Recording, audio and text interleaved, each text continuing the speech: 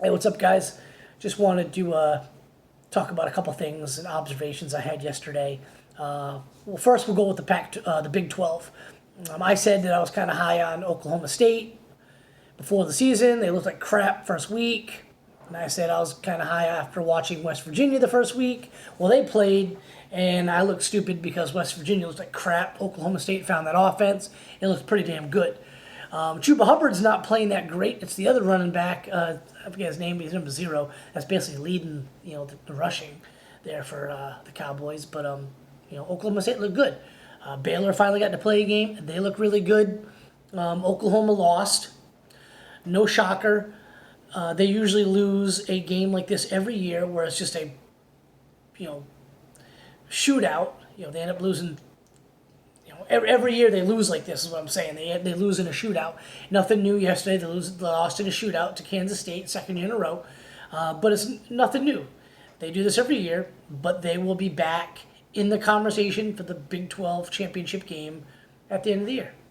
Always happens that way, and they'll probably, if they win it, they're going to the playoffs. But I'm liking the Big 12 this year. It's competitive. Texas Tech brought Texas to the brink. I want to say that it was something like a 98% chance of winning the game Texas Tech had.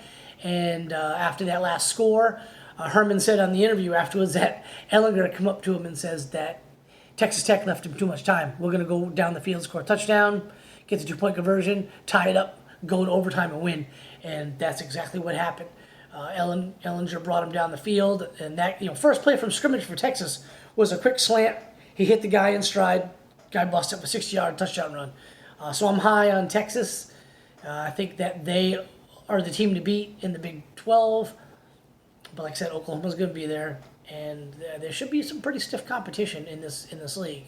I believe this will probably be the best league this season as far as overall parity and competition go. So with that being said, let's move on to the SEC. As I mentioned last week, Georgia is a fraud. I didn't say that last week. I said I wasn't high on them. Losing a lot of guys on offensive line, replacing, DeAndre Swift, a bunch of wide receivers who wide receiver talent is way better this year, but they're all young guys. Going with Dwan Mathis, he's been hyped up the past 2 weeks, but they're basically using him by default. Newman bailed. JT Daniels isn't cleared. Newman was going to be the starting QB up to just a couple weeks ago. When he bailed and basically Dwan Mathis had to be a starter by default, I kind of knew Georgia was going to be in trouble. And for the love of God, they looked like horseshit yesterday. Thankfully, they brought in the Bennett kid in the second quarter, and he basically, in a half, led them to 24 points. They got a field goal at the end of the first half. He threw a touchdown pass. They threw 2 touchdown passes, and they ran one in, and they kicked the field goal. So basically 24 points and a half. He was pretty efficient. He looked comfortable back there. So I watched it again just a little bit ago here on ESPNU. They did the replay, and I was watching it. And even when Mathis was in the game, in the beginning of the game, wide receivers were open. There were guys open for him to throw to. I feel bad for the kid because when he did make a play, there was a holding call. Got brought back. He had a real nice run. He had a couple of really nice throws, first down throws. Got called back. But it's not looking good for Georgia. And they got to get it figured out quick because they play Auburn next week. And I watched Auburn, and they looked like the team I thought they were going to be.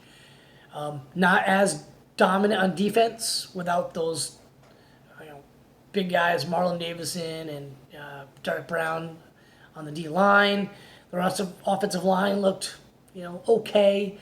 Really, it's that Williams kid, number 18. He looks awesome. And Bo Nix, he's nothing special, but he just, gets him in the right position to win. But now, like I said, Williams, phenomenal wide receiver. Got to be one of the top wide receivers in the SEC this year. So they're going in Athens. Game day is going to be there.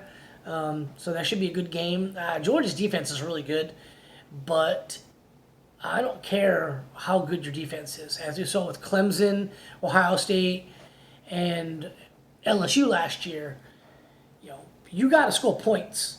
And I think nowadays, with the way offenses are running, you're not winning a title unless you're putting up 30 to 35 a game. Georgia's offense of last year got it done, but they could have lost a bunch of games. It's going to happen this year if they don't get the offense squared away quarterback wise. So we'll see what happens there. Alabama looked pretty good. You knew that was going to happen. They're loaded. Jalen Waddle, probably going to be the best wide receiver in all of college football. Williams will be a couple behind him. George Pickens from Georgia. But Waddle's awesome. Florida looks really, really good.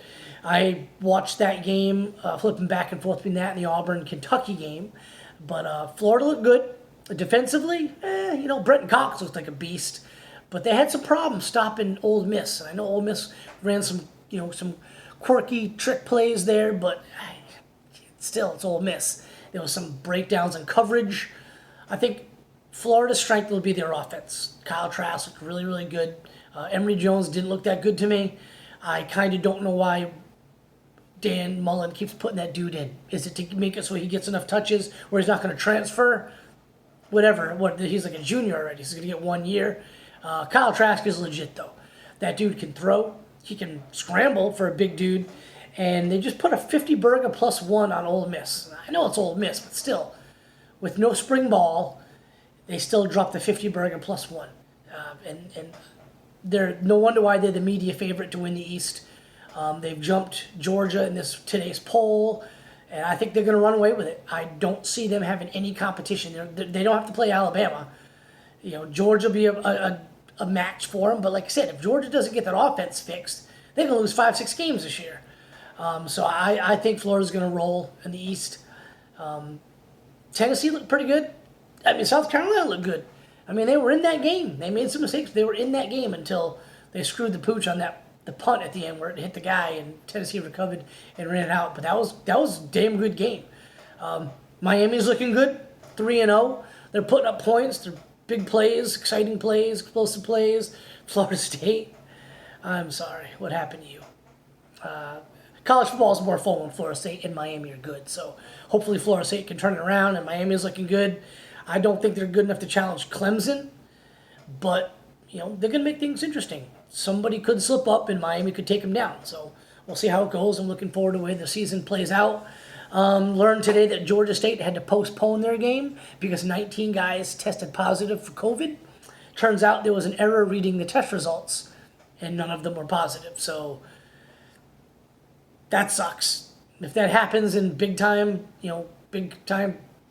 SEC, ACC, Big 10, Big 12, shit's going to hit the fan. So hopefully that was the last of that. But anyway, that was my thoughts on this week. Enjoyed spending the entire day and night watching football. Looking forward to doing it again next week and for the next 10 to 12 weeks.